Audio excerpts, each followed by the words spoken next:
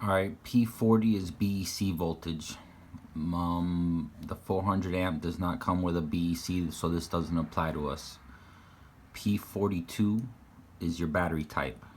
I'm using it. You can use it in automatic. You can use it for lipo, NiCad, A123s. I'm using it in universal because I want to select my number of cells, and I also want to select my cutoff. So P43 is number of cells. In this case, I'm running a 12 cell. P78 is battery capacity. That is for live telemetry, I believe. So you can actually data log and see in the live telemetry the capacity of the battery left. P44 is cutoff voltage per cell. That's why on P42 I had universal, because I wanted to, instead of running 3.2 volts per cell, I run 3.3 volts per cell. So that's the voltage cutoff where the car will go into the next one, P45, a motor power reduction I have selected. So when the cells drop below 3.3 volts, the ESC will go into motor power reduction, and I'll know that it's basically in low voltage cutoff.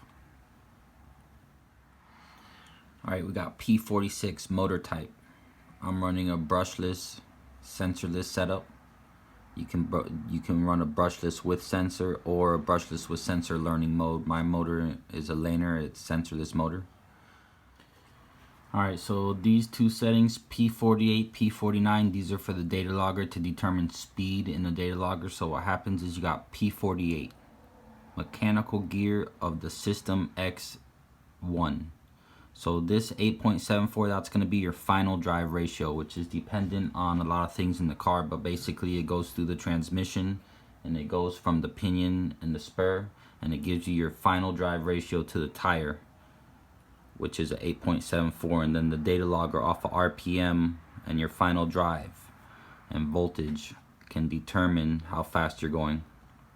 The wheel, P49 wheel diameter, tire size in millimeter, that's the size of your tires.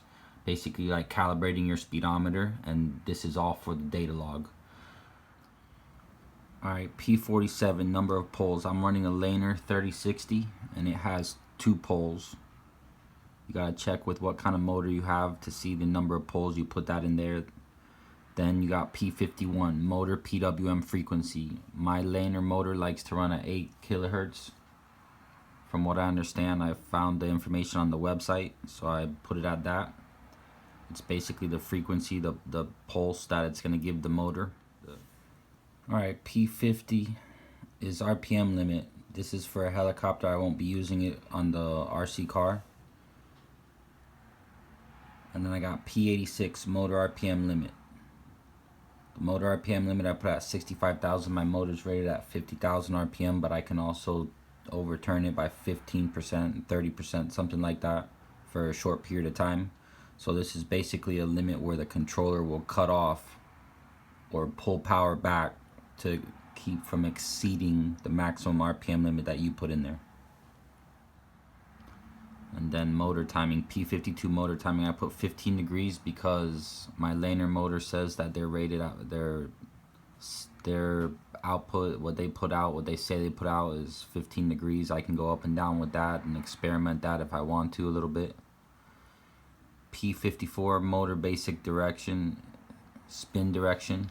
This has got, you either have correct or reverse. So this is either when you put your car together and you build the car, if you pull the trigger to go forward and the car is working backwards, like the motor is working in reverse, you can switch it. So this is like the motor spinning direction. So when I put it together, the car, I'd give it throttle to go forward and the car would do reverse. So I run it in reverse as opposed to having to switch wires around on the motor. If you liked the video, like and subscribe to the channel. Stay tuned for more information. I'm going to try to get as much information on this ESC settings and data log as I can to help everybody out.